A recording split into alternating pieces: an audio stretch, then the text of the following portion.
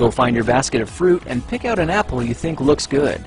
Now, using a sharp cutting knife, carefully cut the apple at a slight diagonal so that it slices right through the center of the apple core. While we're here, let's save 2 of the seeds because we'll be needing them later. Now that we've got our 2 halves, let's take the side that still has the bottom attached and place it face down on a cutting board. We'll need to place 2 butter knives perpendicular with the top and bottom of the apple. Now we can carefully cut down along one side of the apple core until the knife bottoms out on our makeshift spacers, then use the spacers as a guide to gently cut in from the side. When the 2 cuts meet, you'll have an apple wedge that pops right out. And while we're here, let's cut a piece from the other side the same way.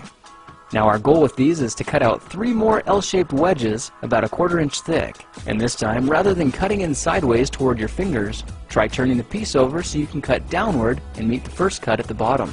Now with a little wiggle, a new apple wedge should break free. If you repeat the process 2 more times, then stagger the pieces back together, the effect is a beautifully layered wing. Now just cut the other piece the same way and your swan's body should look like this. To make a place for the head, all we need to do is carefully cut into the front of the body and gently lift the pieces out to reveal a clean and fairly deep groove. At this point, we can go ahead and grab the other half of the apple and place it between the butter knives like before. But this time, we're just going to use them as spacers to cut an even slice off the bottom. You can see that repeating this process 3 or 4 times gives us a nice variety of shapes and sizes. Now look for a piece that resembles a heart that's been slightly flattened on top. All it takes to form the swan head is 3 strategic cuts with a knife. I made 1 angled cut to form the head, a horizontal cut to form the neck, and 1 slanted cut at the bottom for the base.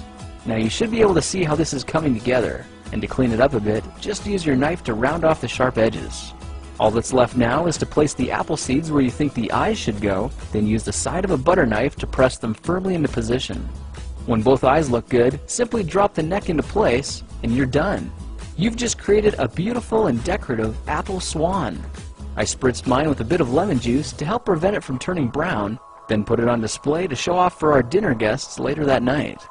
If you try using different apples, you'll get a nice contrast of colors, and every bird will look a little bit different. Well, now you know how to take any ordinary apple and turn it into a decorative and edible apple swan. If you like this project, perhaps you'll like some of my others. Check them out at thekingofrandom.com.